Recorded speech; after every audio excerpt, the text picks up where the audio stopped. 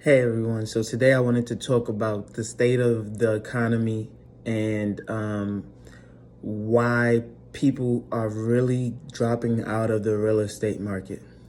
Now, I am a firm believer that it is possible to make money in any market.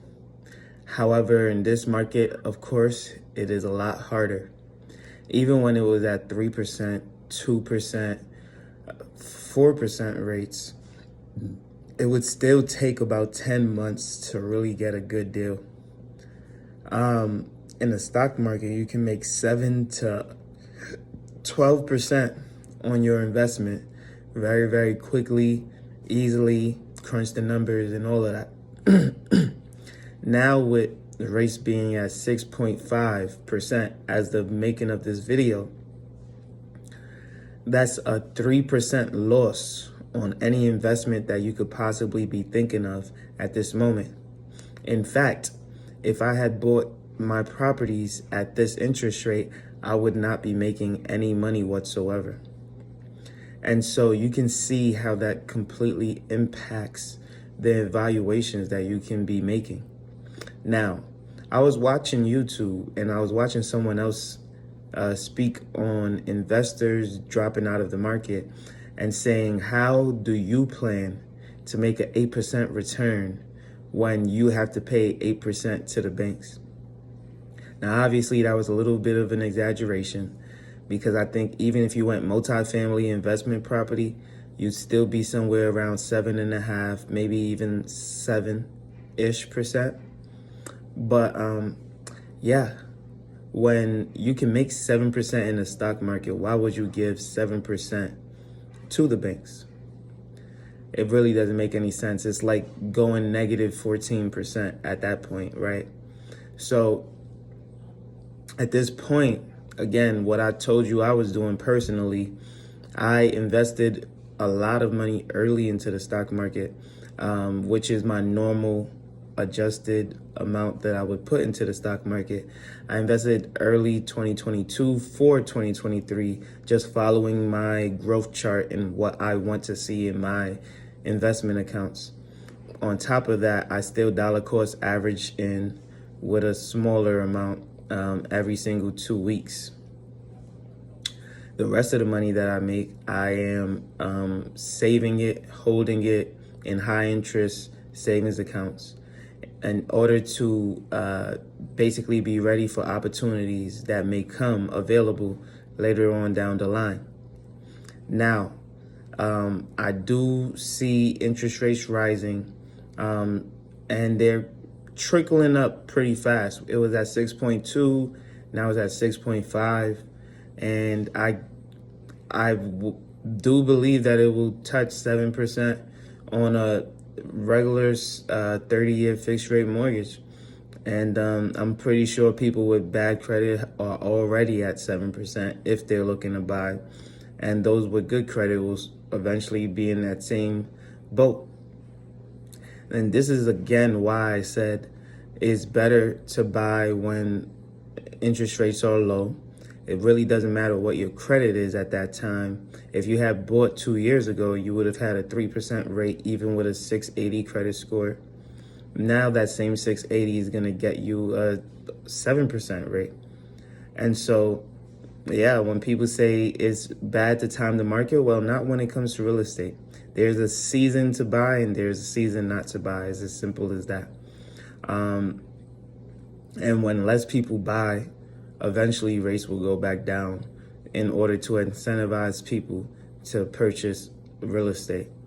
Now, there will be a new normal eventually, and people will get used to seeing these high numbers, seeing these high prices.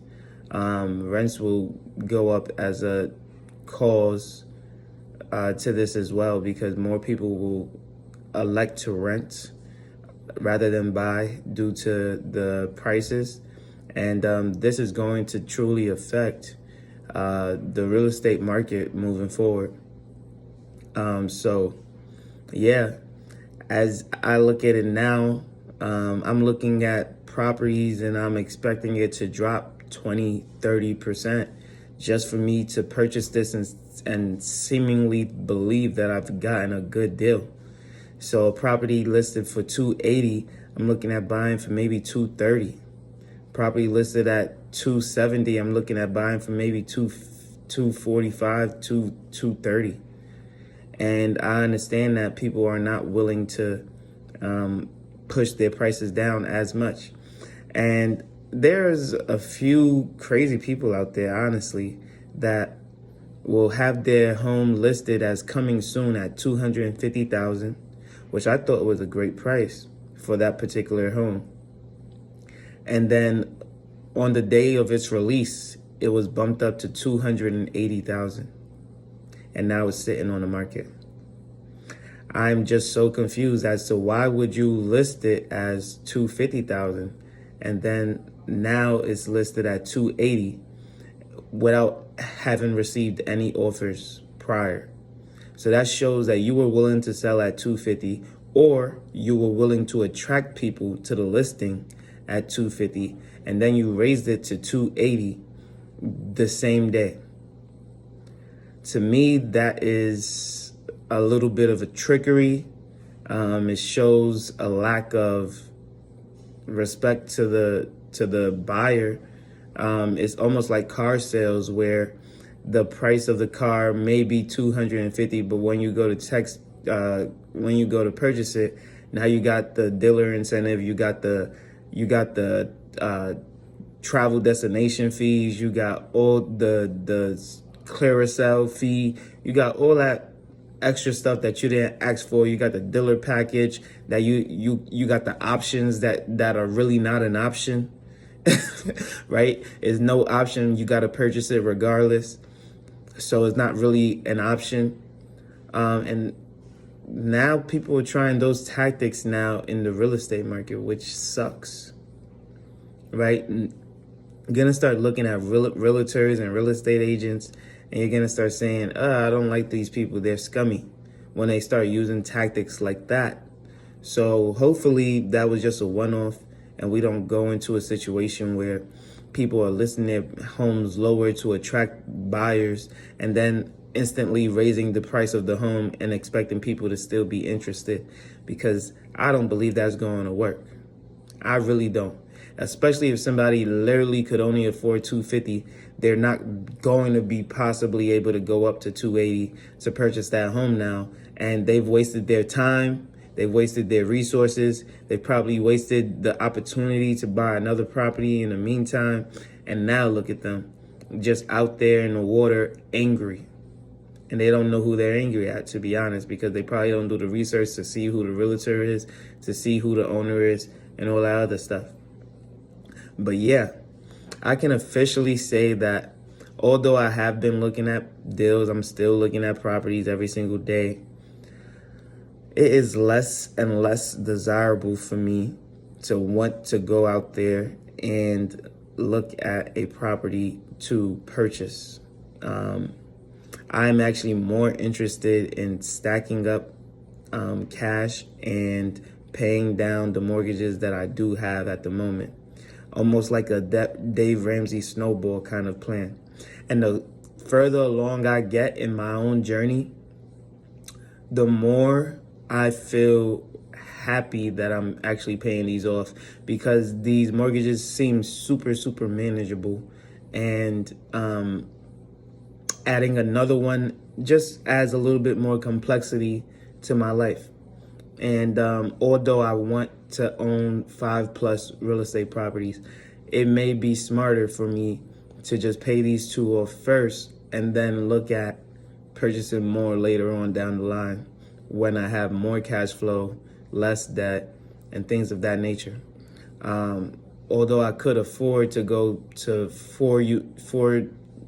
two more properties today, that may not be the best financial situation to put myself in, especially in an unknown time with prices being overly expensive and cash flow being at an all-time low in my real estate experience. So that's what I have for you today. I do think that people should continue to focus on saving money and investing in the stock market, especially while it's down, because that will only boost the investment that you're making currently.